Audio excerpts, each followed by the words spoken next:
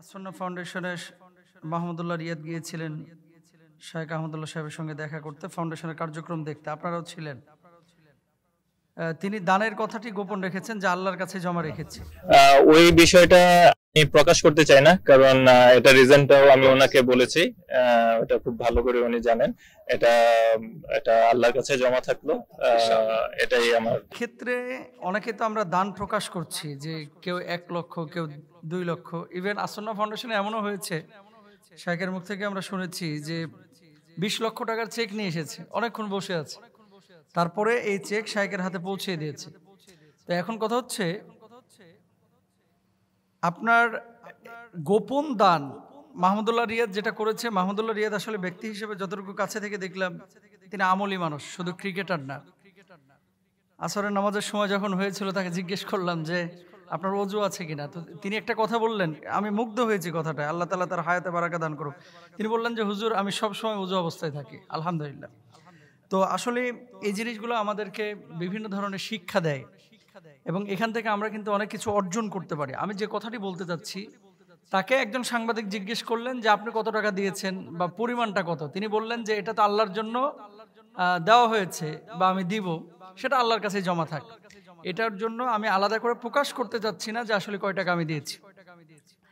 দেখেন, কুরআনুল কারীমে আল্লাহ সুবহানাহু ওয়া তাআলা কি বলছেন একটু আমরা খেয়াল করি। সূরা আল বাকারার মধ্যে 274 নম্বর আয়াতে আল্লাহ তাআলা বলছেন, আল্লাযীনা ইউনফিকুনা আমওয়ালাহুম বিল-লাইলি ওয়ান-নাহারি সিররাও ওয়া আলানিয়াতান ফালাহুম আজরুহুম ইনদা রাব্বিহিম ওয়ালা খাউফুন আলাইহিম ওয়ালা হুম ইয়াহজানুন। যারা রাতে ও দিনে গোপনে ও প্রকাশ্যে নিজেদের ধন সম্পদ ব্যয় করে, তাদের রবের নিকট তাদের পুরস্কার রয়েছে, তাদের কোনো ভয় নেই, তারা দুঃখিত হবে না। তাহলে এখানে দুটো বিষয় কিন্তু বলা হয়েছে, একটা হচ্ছে প্রকাশ্যে দান, আর একটা হচ্ছে গোপনে দান। আমরা অনেক সময় প্রকাশ্যে দান মানে ঘোষণা দিই, অ্যানাউন্স করে, অনেক সময় এলান দিই।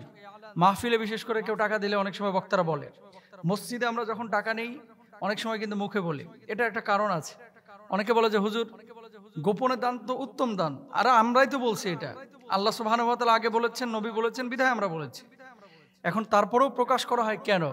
অনেক সময় উৎসাহিত করার জন্য প্রকাশ করা হয়, উৎসাহ দেওয়ার জন্য, যাতে করে অন্য মানুষগুলো এই ডোনেশনে নিজেদেরকে শামিল করতে পারে, অন্তর্ভুক্ত করতে পারে। তাহলে আল্লাহ সুবহানাহু ওয়া তাআলা এখানে কি বললেন? দুটো পয়েন্ট কিন্তু। এক নম্বর হচ্ছে যারা প্রকাশ্যে দান করে এবং যারা গোপনে দান করে। আয়াত নাম্বার কত? 274। এবার আসেন, আল্লাহ সুবহানাহু ওয়া তাআলা সূরা আল বাকারার 271 নম্বর আয়াতের মধ্যে কি বলছেন? ইন তুবদুস সাদাকাতি ফানি'ম্মা হি ওয়া ইন তুখফুহা ওয়া তু'তুহাল ফুকারা আফাহুয়া খায়রুল লাকুম ওয়া ইউকাফিরু আনকুম মিন সাইয়্যাতিকুম ওয়াল্লাহু বিমা তা'মালুনা খাবীর। যদি তোমরা প্রকাশ্যভাবে দান করো তাহলে তা উৎকৃষ্ট, আর যদি তোমরা গোপন করো, দরিদ্রকে প্রদান করো, তাহলে ওটাও তোমাদের জন্য উত্তম, এবং এর দ্বারা তোমাদের কিছু পাপ বিদূরিত হবে। তোমাদের কার্যকলাপ সম্পর্কে আল্লাহ সুবহানাহু ওয়া তাআলা বিশেষ রূপে খবর রাখেন। আপনাদেরকে একটা কথা বলি, আপনি কোন নিয়তে দান করছেন?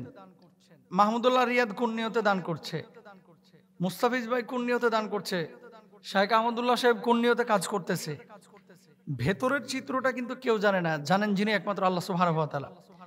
এখন অনেক মানুষ আছে বন্যায় 20 লক্ষ টাকা দান করেছেন, অনেক মানুষ আছে 3 লক্ষ টাকা দান করেছেন। ওই যে টিএসসি তে এক ভাইকে দেখলাম, ব্যাংক নিয়ে এসেছে, ব্যাংক। তার মা 4 বছর আগে মারা গিয়েছে, 4 বছর আগে তার মা এই মাটির ব্যাংকে টাকা জমাইত। তো কত টাকা এই ব্যাংকের ভিতরে ছিল এটা তিনি জানেন না। এই ব্যাংকটা তিনি খুলেনও নাই। কেন? মায়ের স্মৃতিটা, মায়ের ভালোবাসাটা নিজের কাছে রাখার জন্য। যেখানে পয়েন্টটা, সেটা হচ্ছে এই মানুষটাও পুরো ব্যাংকটা কিন্তু এখানে দান করে দিয়েছে। খোলার পরে দেখা গেল হাজার হাজার টাকা। তো দেখেন, কেউ কেউ আছে যে লক্ষ লক্ষ টাকা দান করতেছে বিভিন্ন কোম্পানি লোক দেখানোর জন্য। আমি জানি না যে কারা এমন করতেছে, কিন্তু আছে এরকম যে মানুষ আমাকে বাহবা দেবে। আর কিছু কিছু মানুষ আছে যারা সামান্য কিছু টাকা পয়সা দিচ্ছে, কিন্তু সেটা একমাত্র আল্লাহ সুবহানাহু ওয়া তাআলার জন্য। সুতরাং প্রত্যেকটা ক্ষেত্রে আমাদের উচিত যে হৃদয়টাকে প্রশস্ত করা, সব কাজ একমাত্র আল্লাহর জন্য করা, কোনো মানুষের জন্য না করা, মানুষকে দেখানোর জন্য না করা।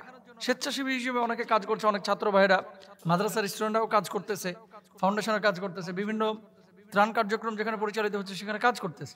কারণ কে আল্লাহর জন্য করতেছে আর কে পিকনিকের জন্য, আনন্দ করার জন্য করতেছে, এটা আল্লাহ ছাড়া কেউ জানে না। সুতরাং আমাদের হৃদয়টাকে প্রশস্ত করা, হৃদয়টাকে উদার করা, হৃদয়টাকে বিশুদ্ধ করা আমাদের প্রত্যেকের জন্য জরুরি। মাহমুদুল্লাহ রিয়াদ যে কথাটি বলেছে, যেটা আল্লাহর কাছে জমা রেখেছি, এটা অত্যন্ত ভালো কথা এবং এমনই হওয়া উচিত। আল্লাহর হাবিব সাল্লাল্লাহু আলাইহি ওয়াসাল্লাম বলেছেন কি, ওয়ারাজুলুন তাসাদ্দাকা আখফা হাত্তা লা তা'লামা শিমালুহু মা তুনফিকু ইয়ামিনু। ডান হাত কি দান করেছে বাম হাতও টের পাচ্ছে না। এই দানগুলো এভাবে যারা দান করবে, এটাও আল্লাহ তাআলা নবীর মাধ্যমে জানিয়েছেন, কিয়ামতের ময়দানে আরশের নিচে তাদেরকে আল্লাহ সুবহানাহু ওয়া তাআলা বিশেষ ছায়ার ব্যবস্থা করবেন। সুবহানাল্লাহ। আল্লাহ তাআলা আমাদেরকে এভাবে দান করা